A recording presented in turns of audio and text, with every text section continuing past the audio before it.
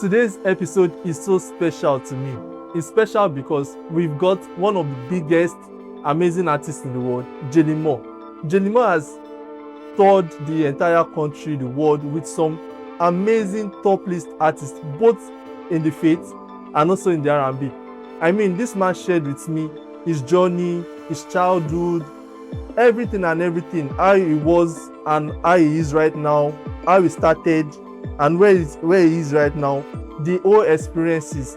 And I can't wait for us to jump into this conversation. But before we go into the conversation, I want you to please like and subscribe. I mean, this will help push the content out to many other listeners. And so I can't wait for us to jump in. So let's go. It's a pleasure to be here, man. Thank you for having me. Yeah, I'm so grateful. Thank you so much. Because I think I'll have to say this. Not everybody in your level wants to be in a program that is just starting, like a podcast that is just starting. So I'm so grateful. Thank you so much for showing up. Thank you so much for your time. For you taking out time to join us is something that I'll never take for granted. So I'm so grateful. Thank you so much. The pleasure's mine, man. I'm happy to do this, man. This is going to be fun, and I'm grateful that you asked me to be a part, man. Sure. Thank you. For people who don't know what you do, but they're really interested in this conversation, who is Jaylen Moore? Yeah, man. I mean, so most people know me as a drummer, as a musician, in the gospel industry, and some in the R&B industry. But beyond that, man, and before that, I'm a child of God. I'm a father. I'm a husband. I'm a man. I'm a brother. I'm a cousin. I'm a friend. I'm a mentor. All these things, man. I'm just a guy, man, trying to pay the bills, trying to have fun, trying to make the most out of life. And that's it, man. I'm just a down-to-earth guy. I consider myself to be that. And yeah, man, try not to take stuff too seriously. Try not to, I don't know, man, just a regular guy, man. That's it. Yeah, often because I know that you're very, very, very humble because I saw you. I think the first time I saw you was in 2019, the first experience you ever attended, and I think that was with Ileyemi, and then the second one was the Chandler and Travis Green. You played for them, and I was just thinking that you're just with everybody, shooting with everybody, you know.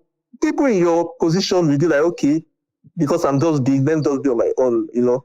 But so I think that down to I really resonate with that is you're really down to I really love and something I really love. And so why did the music stop becoming an hobby to you and then start feeling like a purpose? So I started playing the drums when I tell everybody 2 or 3, but it could have been before that. It's just as early as I remember. My brother played the drums in my church. We grew up in church. My grandmother was a pastor. And my brother was playing before me, and I watched him play, and I was just pulled to the drums. And so I started around 2 or 3, and I started actually playing for the service around 6 or 7, and just kind of working through, just working through being, more sensitive, more aware. That was the area where I was able to practice, playing and carrying a service. And then around 12, I met a person who really helped me. His name is George Shanks. He helped me understand the professional environment. And it transitioned from just being a church drummer to wanting to pursue professionalism. Once the real kicker for me was when I found out my cousin was a drummer for Kirk Franklin. His name is Terry Baker.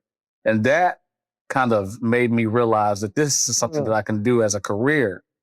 And so I got around him. I made him my mentor, and he became a lot closer. I became close with him and was able to learn a lot from him. And he kind of helped me and inspired me to want to pursue drums in this way. Oh, that's really amazing. That's really amazing because having a coding that plays for Ken Park, like is literally the deal at the time. It was literally like the biggest. And so that's really nice. Like, how was it looking at it that my brother plays for someone that's as big as that? It was crazy, man. Like, I didn't even know. So to be clear, it was my cousin. It's not my brother. But my cousin, he played for him, and I didn't know my cousin at the time until I was probably like 10 or 11. Once I found that out, I was like, wow, this is crazy. He's a big deal. But meeting him, I was always in awe of him, but he was just a regular down-to-earth guy, just always ready to teach, always ready to show something, give. He gave me so many sticks. He just inspired me in so many ways. A lot of the foundation that I have as a professional environment, as who I am, came from just being underneath him. So yeah, I mean, it's really cool to be able to say that, even to this day. I tell everybody, my cousin plays for Kurt Franklin. Yeah. Oh, that's amazing. And so let me ask you, what is your best win in music? Your biggest win in music? I know you've been doing music since you were 3 as a child, but your best ever win, like your best win in music. What was it, and how was it? I mean, the first thing that really comes to mind is the opportunity that I had back in 2015 with Ty Tribbett. I grew up on Ty Tribbett. Wow. I grew up on George Spanky McCurdy, and we all know Spanky. Soundcheck, that crew, they was a game. They're a game-changing crew. And Ty Tribbett was just larger than life for me, man. He was everything. I'm sorry, everything. And so being able to play for him back in 2015 was just, he was a hero for me. Being around him, being able to rehearse with him, being on that stage. It was nerve-wracking, but it was like, we did it, we executed. It was with some friends, man, and I got video footage of it, man, to this day, and it was a big win. It was a huge opportunity for me at that time, for sure. I think it took an Grammy Award winner, but it was won at the time you said. Was he a Grammy winner at the time? Was he a Grammy winner at the time? He was a double Grammy Award winner at that time. Yeah, he won both of those Grammys at that time. Yeah, that's pretty amazing. Yep. Wow.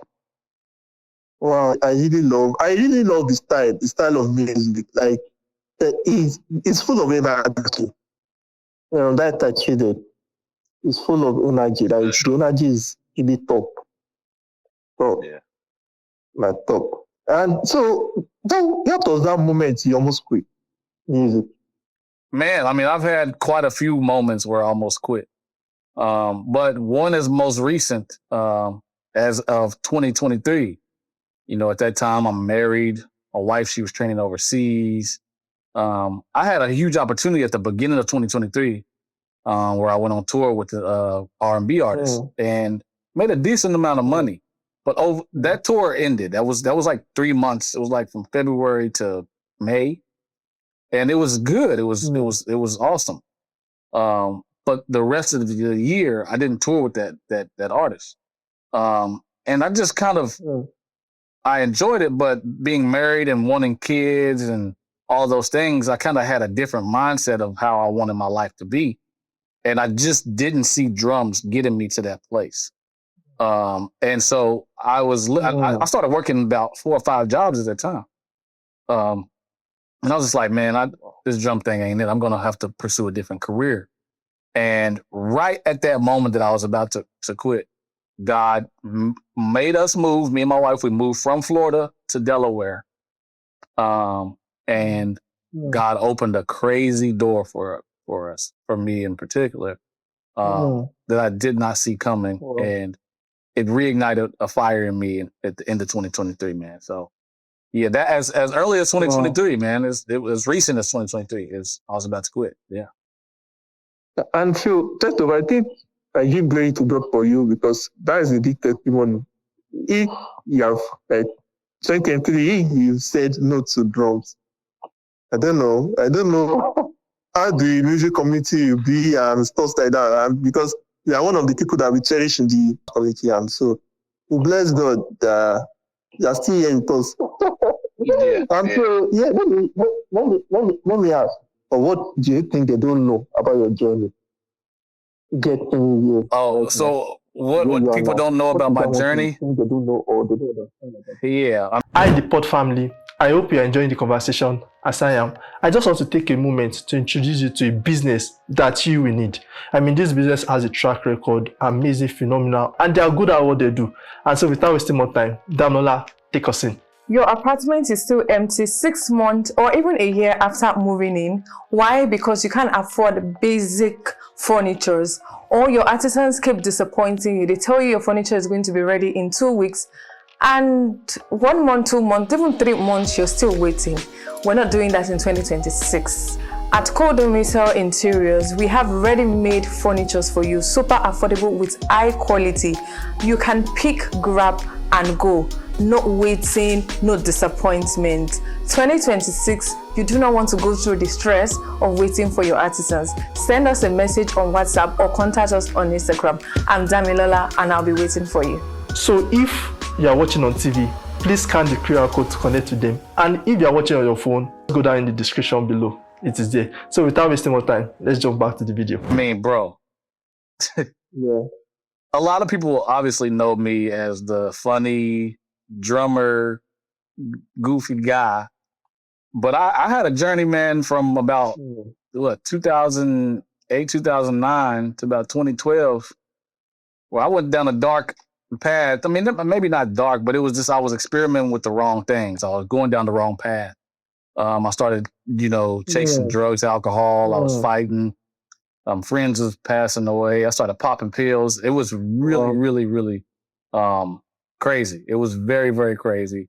And I was just reckless. And it was part of my transition as to why most people don't know either that I'm from Kentucky.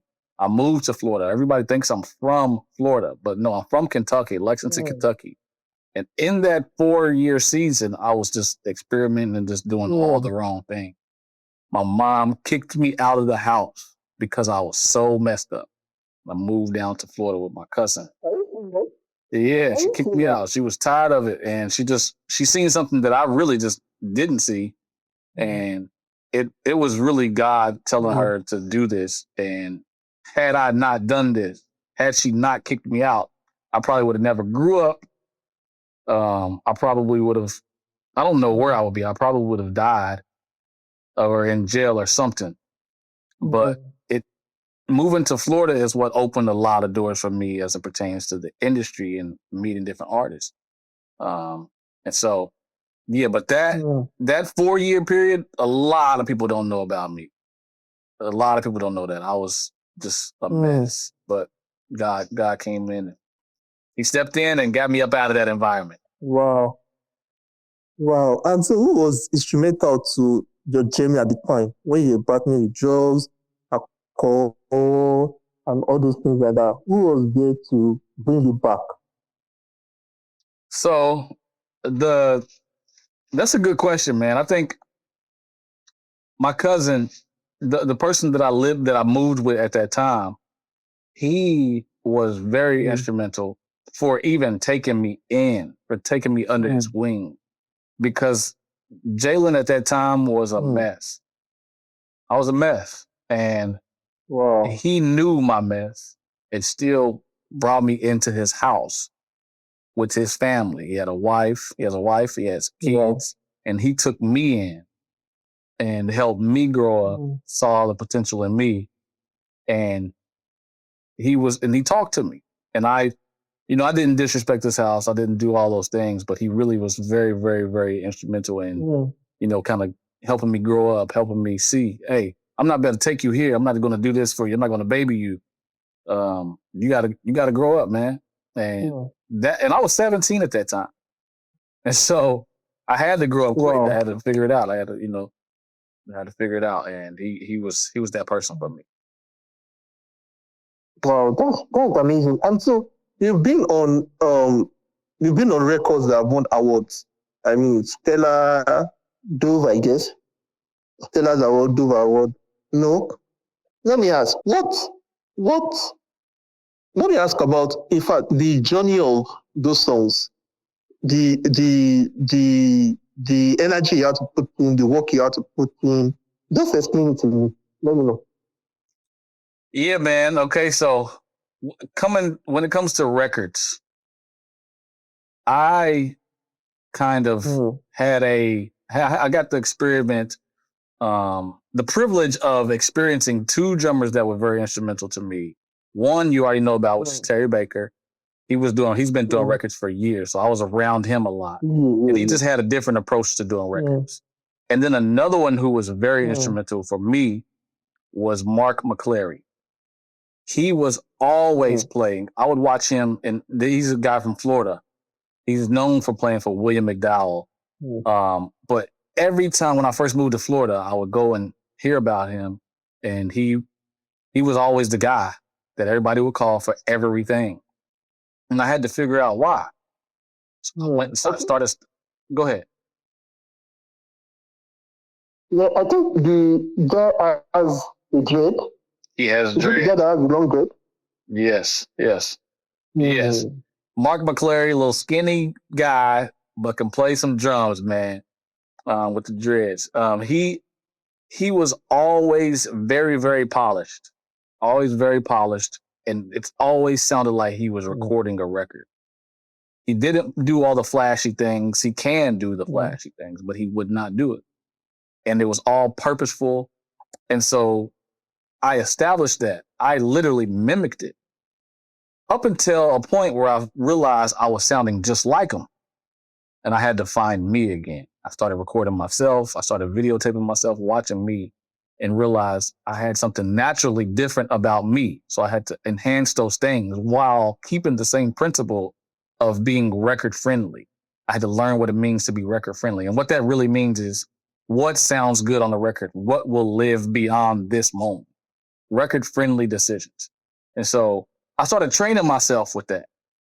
And I took that recipe and it really just kind of allowed me to be a part of so many different things.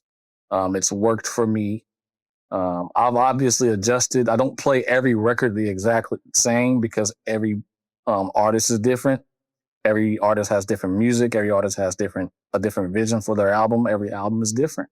But yeah, man, I've been blessed to do that. I credit two people, Terry Baker and Mark McClary, to a lot of the success and blueprint that I have and that I've applied to being a part of records.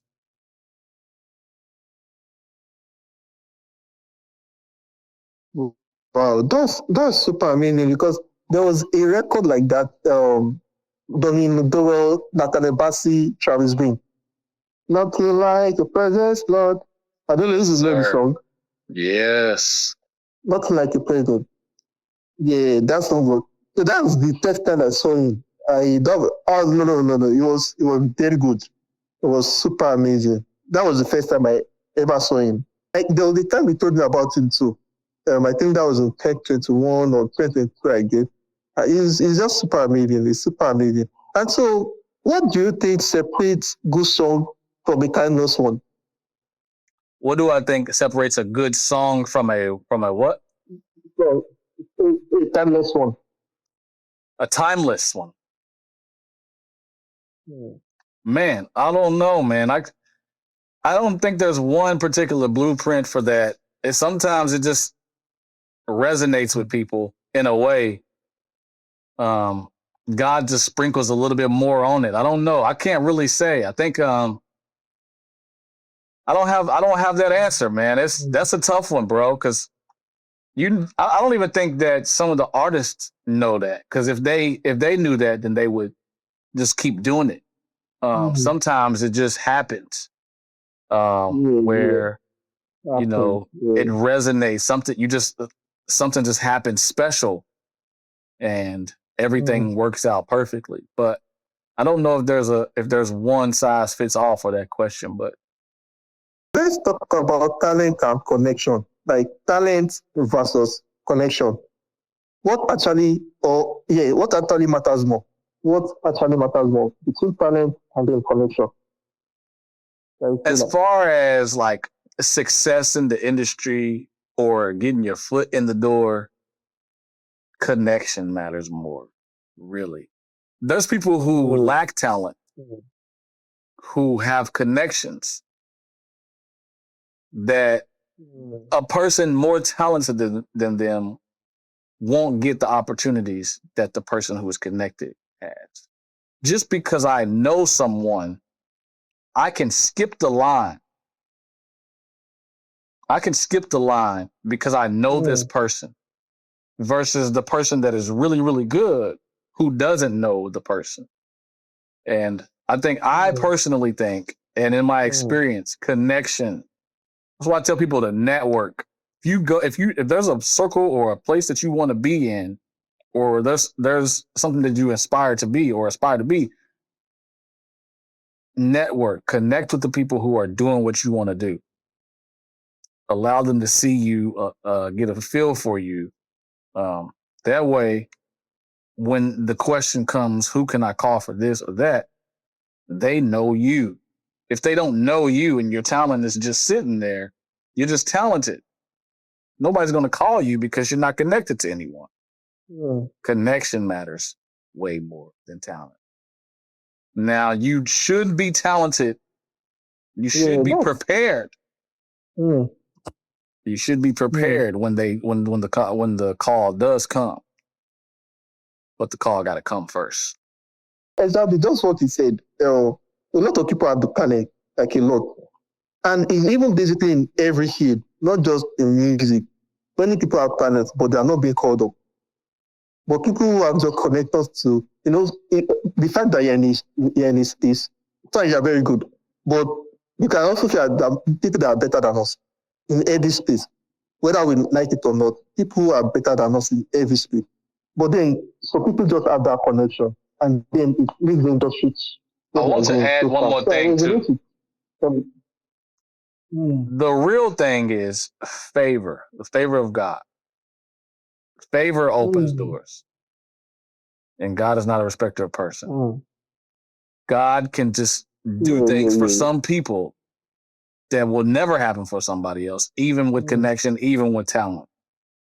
That is just how God operates. He's sovereign and he opens the doors. We don't open our own doors. He opens the door. So I just want to sprinkle that in there, and I just want to throw that in there. Favor is huge in this thing. How do you stay grounded at this level? How do you stay grounded at this level? I mean, I think for me, I know that there's always somebody else. I think God opened this door. God can close this door at any time. I am replaceable. I could do my best in the position that I am right now, but God can always raise somebody else up. And so even knowing that, and I mean, I've had experiences in my life where overnight I couldn't do a thing. So and what was this? I think it was like 2022 or 2020. Yeah, 2022. I woke up one morning, and I could not walk without tripping over.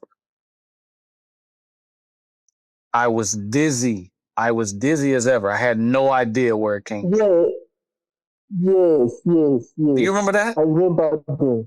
Yes, bro. Yes. And yes. stuff like that can happen to us. I was so scared. Yeah, go ahead. Yeah, I was so scared at the time because I saw it. He posted, he told me about it. Then I think it was maybe 20 days later he posted about it. Where like I think you were very dizzy. You were telling me about everywhere spinning, your eyes and stuff. I remember. Yeah. And so, I mean, even with something like that, man, it can happen. Something can happen to you where you cannot play or you cannot do the thing that you want to do, that you've always done, that comes natural to you. And I think we need to have that mindset of, this can be taken away from me at any moment. And that, for me, things like that, thoughts like that, not that I'm worried about it, but just knowing that God has opened this door. God has allowed me to be here. God has given me this gift. That alone keeps me grounded. I am confident that I can play. I am confident that I have a gift, but I also know somebody else can do what I do. And God will. They're wrapping things up already. And I want to just ask you this. What advice do you have for somebody who is just figuring things out right now? What advice do you have for them? Man, I would just tell them, sometimes I think I would just say, don't quit. Don't quit. Stay consistent. Stay prepared. Stay ready. It can change overnight. It actually can change overnight. An opportunity can happen overnight. But I would say just stay ready. Go get your passport. Go get, all the equipment that you can get. Whatever is budget friendly, and whatever your budget is, obviously. But do everything you can to make sure that you are prepared when that call comes, because the call is coming. The opportunity is coming. Stay hungry, stay humble, and stay consistent. Don't quit. Thank you so much, sir. I'm so grateful for this opportunity. This is one thing I'll forever cherish. It's big. To me, it is big. And so, thank you so much, sir. The pleasure is mine. I really do appreciate you reaching out to me. I'm happy to help. Anything you're a part of, I got you. And I appreciate you reaching out, man. Thank you. Thank you so much, sir. God bless you. Bless you. Yes, sir. Thank you everyone for watching this video. If you love it, please hit the subscribe button, like, share, and also follow our social media accounts. Thank you.